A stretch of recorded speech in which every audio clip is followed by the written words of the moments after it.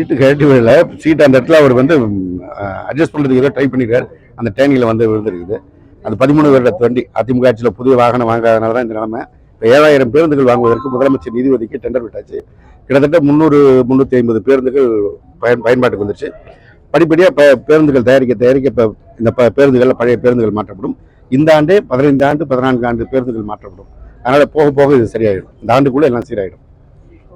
June மாதம் எத்தனாம் தேதி ஜூன் 6. நன்றி.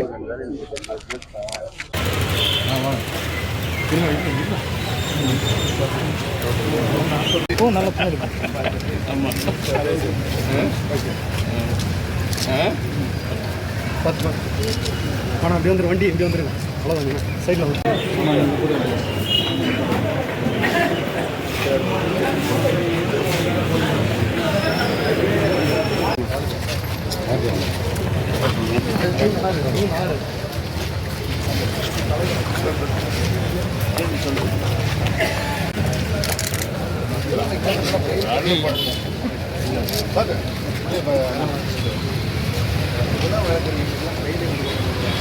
போங்கப்பா.